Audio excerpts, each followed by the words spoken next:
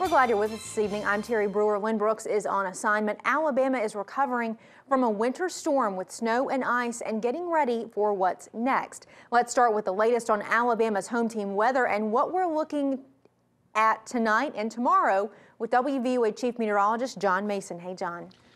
Hey, Terry. As we head into the evening hours in West Alabama, we are basically finished with the precipitation. There may be a few areas of light drizzle out there associated with the cloud cover that will stick around not only tonight, but most of the day tomorrow as well. So we may see a little light drizzle, but not in a form of winter precipitation. Even that is starting to move on to the east. So as far as what's coming from the sky, we're pretty much done there. But the question now is what's on the ground and how it will behave tonight as we head into the evening. Most surfaces, at least grassy surfaces, because temperatures have climbed into the mid-30s, are no longer completely covered with that ice, sleet, and snow mix here in Tuscaloosa. To the north of us, though, we'll show you some snowfall totals in our main weather segment in a few minutes. Places with 2, 3, 4 inches of snow are going to keep that snow overnight tonight. And also, the wet roadways are going to be a problem if we dip below freezing tonight. So we'll tell you about that as a possibility. Plus, we'll go over snowfall totals in West Alabama counties, a 7-day with temperatures in the teens. All of that coming up in just a few minutes. Terry? Thank you, John. If you've been out on the roads today, then your day has been mostly a slushy mess. While most bridges were still closed this morning, throughout much of the day, roads were for the most part drivable, but it's still slick in some parts. This video is from this morning in Tuscaloosa. You can see how drivers had to maneuver their way through the slush while being very careful, very slow. And throughout this winter storm, officials have been urging people to stay home and play it safe. Alabama's home team wanted to know what local roads look like without breaking the rules ourselves. That's why WVUA anchor Lynn Brooks and chief photographer Jerome Davis rode along with the Tuscaloosa County Sheriff's Office. Here's a great example of what transportation officials are talking about all across the state of Alabama. You can see right here, this is an interstate bridge that scrapers are trying to clear for traffic. A lot of ice on this bridge, but if you look just beyond the bridge, no ice at all. That's why transportation officials urge you, when you are out and about and you do try to venture out, remember that bridges and overpasses can be extremely dangerous.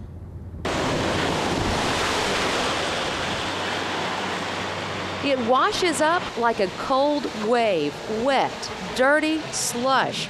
But these motor scrapers don't seem to mind. In fact, vehicles just like this one are shoving slush in several areas of I-2059, trying to keep roads as clear as possible. Meanwhile, a few miles away, a different story on the Bryant Bridge. It's closed and quiet. No sign of scrapers, and by far the iciest roadway, which explains why it is still closed. Still, for the most part, Tuscaloosa County roads are clear. Officials say they hope it stays this way. In Tuscaloosa County, Lynn Brooks, WVUA News. And as the winter weather continues for West Alabama, Tuscaloosa officials say they are doing everything they can to keep people safe. The city's Department of Transportation has covered bridges with sand to help prevent accidents. City officials also monitored roads to watch for icing. And Officer Brent Blankley with Tuscaloosa Police said people took the advice of the authorities and stayed off the roads. I think that the word got out there to stay off the roads, and I think the citizens of Tuscaloosa did a great job staying off the roads, and that greatly contributed to not as many accidents as we could have had. Officer Blankley says people should only get out on the roads only if they absolutely have to. And Tuscaloosa Mayor Walt Maddox tells WVUA even though the storm has moved past West Alabama, the danger is not over. Maddox warns the water on the roads from today could turn into black ice tonight when the temperature drops. Maddox said he's urging everyone to use extreme caution if they have to get out on the roads. I have to strongly encourage our citizens to please be careful. Roadways, for the most part, are passable, but they are still hazardous. And there can be areas where there are slick spots, and as the temperature falls tonight, we're likely going to have some black ice in areas. Again, caution should be the word of the day. Here's a look now at the latest closings and openings. According to Tuscaloosa Police, I-359, I-2059, and the Woolsey-Fennell Bridge have now reopened. Mayor Maddox says Tuscaloosa's 311 reopens tomorrow morning. at 7 o'clock. And now a look at some closings. According to city officials, 26th Avenue East from Skyland to Parkside Drive and Mars Spring Road are closed. There will also be a delay in trash service in Tuscaloosa this week. Monday recycling routes have been rescheduled for Wednesday. Alabama State Troopers tell WVUA I-2059 overpass at Foster's exit 62 is iced over, and while the interstate has been reopened, there are sections that are starting to refreeze. Also, Fayette County School Superintendent has gotten in touch with us and told us that Fayette County schools will be closed on Tuesday. While West Alabama saw some ice on roads, the northern part of the state was slammed with several inches of snow from this winter storm. Some northern counties saw as much as 9 inches of snow. In Huntsville, that's where this video is from, several drivers were stranded. Roads were virtually deserted from Birmingham all the way to the Tennessee Valley. Problems may last through the night because temperatures may not get above freezing.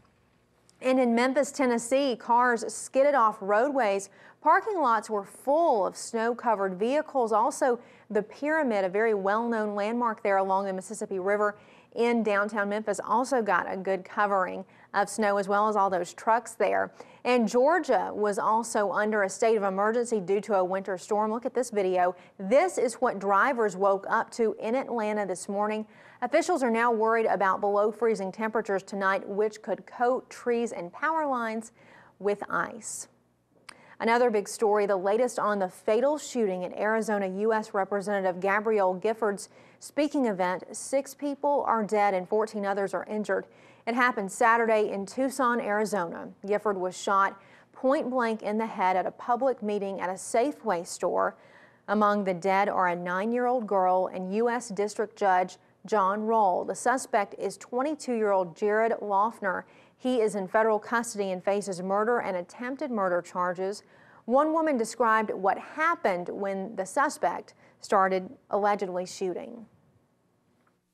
2 gentlemen had struggled with him and got him to the ground, and then they started yelling, "Get the gun, get the magazine," and I was able to, he was laying right next to me, so I was able to just kneel up and was able to take the magazine away from him. He had pulled it out of his pocket and it was on the ground. He dropped it and I was able to get it before he did.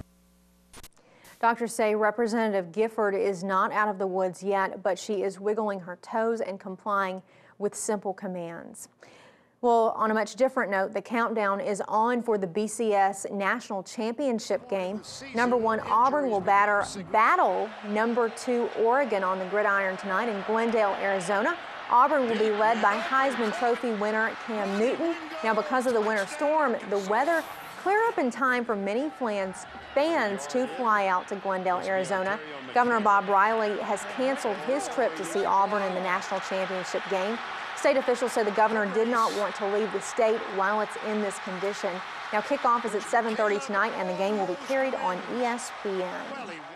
And Alabama's new Republican-dominated legislature is supposed to start a short organizational session tomorrow, despite the winter storm and Auburn's championship game. House Speaker Mike Hubbard says the start date is set by the Constitution and it cannot be pushed back because of weather or the game. Hubbard sent an email to representatives telling them not to take unnecessary chances on icy roads. He said if a majority cannot attend Tuesday's session, it will be recessed until Wednesday.